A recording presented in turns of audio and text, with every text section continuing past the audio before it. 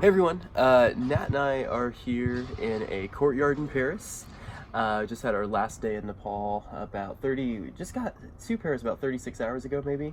Yeah, I lost track of Yeah, time. yeah. Time does not make sense. Super jet lagged yesterday. I think I was the most jet lagged as I've been the entire trip. But still had an awesome day, kind of getting used to Paris and everything. We're here having coffee in a courtyard just kind of outside of the hotel that we're staying at. And yeah, switching from I think chai every day. Suda's chai. We miss Suda's chai so much. No one makes chai like Suda does. No one makes chai like Suda does. And now we're transitioning to Parisian coffee. And I think before though that we started kind of our trip in France, we really wanted to reflect on our overall experiences in Nepal. And yeah, especially let's get started since we haven't talked about it in the video yet with our experience with a Nepali wedding. Oh man. Yeah. Okay. Yeah. The colors. Oh my beautiful. gosh, yeah. Yeah. Yeah, and I just basically completely opposite of American weddings. Yeah. In every single way, but just as beautiful in an entirely different way. Yeah, and you were stunning in red, like absolutely. Turns out red is my color. Yeah. It was, no, that was just unbelievable. And I think something that was incredible was, For me, it was the community behind it. It was like a full-on community effort. There were so many Nepali women that were helping me get ready, and they were so patient with me, and I had no idea what was going on. And I mean, they would laugh at me a little bit, but then they would try to show me what was going on so that I could learn. And yeah, it was just a really amazing time. seeing they brought in, the Panthy family brought in Tharu dancers, so Yes. from the indigenous Tharu community, and that was, it felt like we were sitting on hallowed ground. Like being able to experience something like that was beyond anything I could have imagined, and just seeing so many people in that community embrace us, as outsiders, as foreigners, to have the invitation, but then to have, the community embrace as a community that I've been getting to know through Govinda for almost 10 years now. I mean, it will forever be one of the most memorable experiences and one of the most important experiences of my entire life. I think too, the traditions, I shared just such amazing moments with both Govinda as he helped me get ready, but also Suda, and I think there was a lot of emotion in that, because we have experienced so much together. When they first met me, I was 17 years old. I was really struggling with depression, and they truly have, we say, they are kind of our Nepali family, our Nepali parents, but it truly felt like that, in those moments. I think the school, so remembering, our experiences at the Trica School, what are some things that stand out to you looking back? Just the teachers. The teachers were so kind. Yep.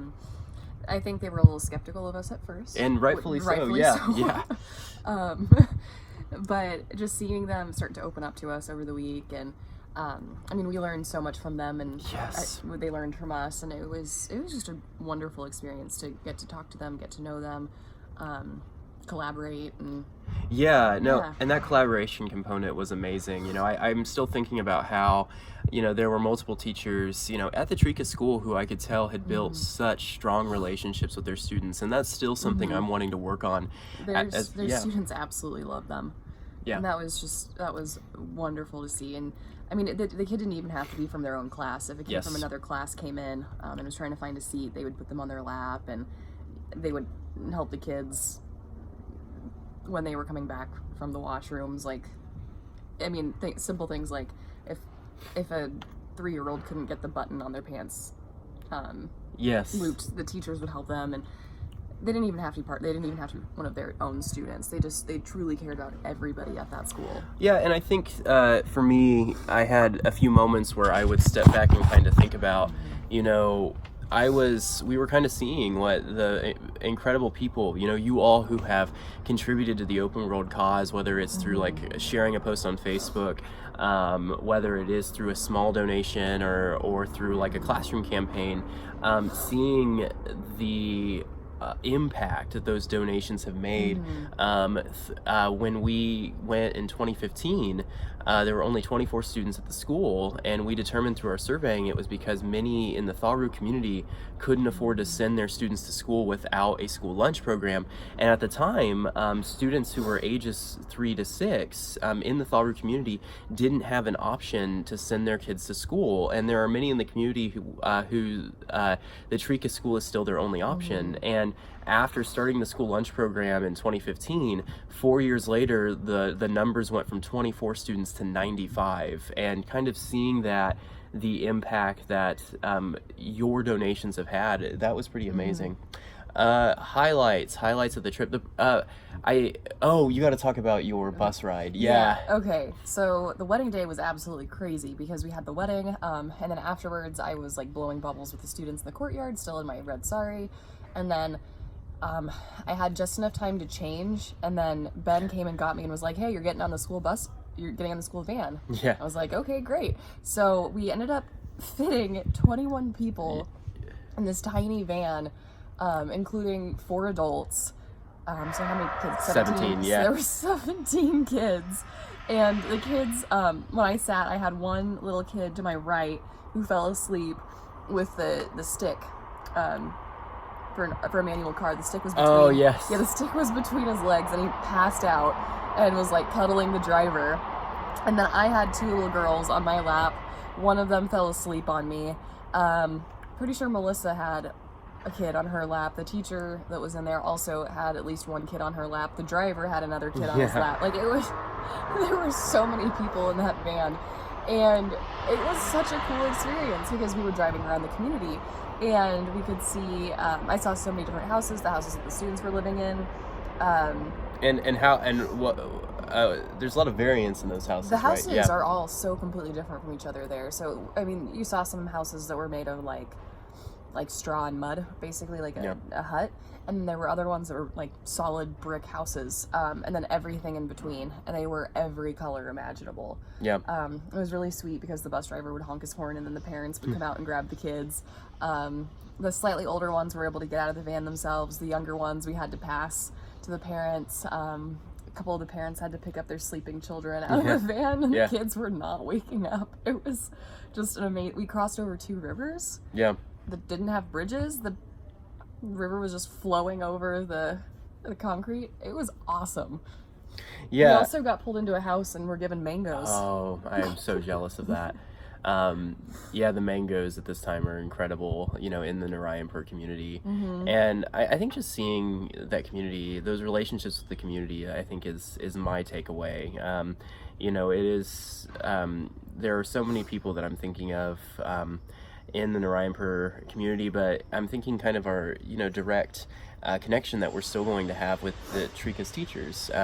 We were able to donate 12 iPads to the Trica School and have established FaceTime as a method of communication, but we had 6 professional developments after school. I think 6 professional development sessions. Yeah. And I think 1 or 2 of them, Suda had to kick everybody out. Yes. They kept wanting to stay.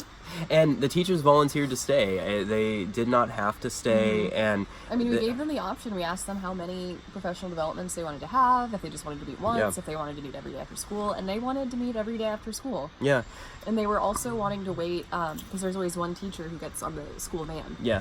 And they always wanted to wait for that teacher to at least be close to getting back so that they wouldn't miss out on the opportunity either. And that was awesome. And also the fact that, usually the professional developments start at 4:30, and it was a couple of times they had to be kicked out by Suda, the head teacher, at 6. And I think something that one of my takeaways is, now that we're all adults, what is the open world cause? We're not a student organization anymore. What is our skill set? Where do we go from here? And Professor Melissa Colum, has been a part of trips to over 150 schools, doing surveying work like this and doing research like this, being a part of programs like this. And there was a moment she kind of took me aside and talked about how, our future might be in building these relationships through professional development with schools all around the world. And that's something that was really touching, for me to hear, but also it kind of, I think, maybe does give us that purpose that moving forward, and seeing the response that we've had from the teachers of Trica, but also the relationships that we're building and going to continue to build through digital PDs, through and also in the community itself. Some of you had the opportunity to go visit another school, and they have laptops? Yeah, so we visited a public school in the Narayanpur community that primarily serves students ages 6 to 20, and there were over 1,700 students who go to that school, and the number one request of the headmaster of that school was professional development. Yeah. And so the potential, honestly, is kind of boundless, and it really, truly does make us excited moving forward. I think, before leaving, I really do have to give a shout out. We had such an incredible team. The volunteers for Open World Cause were unbelievable. The fact that we basically lived in such close quarters for 2 weeks, had 2 14-hour van rides, and yet I think there was really just such a strong sense of camaraderie, and we work together so well. It makes me excited in the future. So to everyone, Nurse Haley, who was able to do evaluations of all 95 students as well at the as an Trica additional School. student in the community. Yeah, additional student in the community, parents, parents, and also future teacher Morgan, and as well as Shelby Miller, an educator. This was her second trip to Nepal. John Martin, administrator in the United States. His second trip with Open World Cause. Yes, he was incredible. There is not a problem that John Martin cannot solve. And of course, Professor Melissa Colum, like her leadership, learning from her has been one of the most impactful experiences of my life. And it makes me so happy and so thankful that this was the second opportunity that I've had since meeting her in 2015 to have been able to learn from her and to have her lead Open World Cause on a trip like this. And finally looking over at Nat, seeing the work that you did as the director, I think, of foreign language outreach, and the professional developments that you led. It was awesome to learn from you too. Finally, we have to thank the Panthy family. This is the second time that they have helped make Nepal feel like home, and it doesn't get easier. Our last day, our departure day, it was so tough on that day, but it meant the world that, of course, they came and visited us, and thinking of you, Sudha, of you, Govinda, and of course of your daughter, Swachalika. Thank you for making Nepal feel like home, and I'm so excited to see what the future holds. To everyone, namaste. Namaste.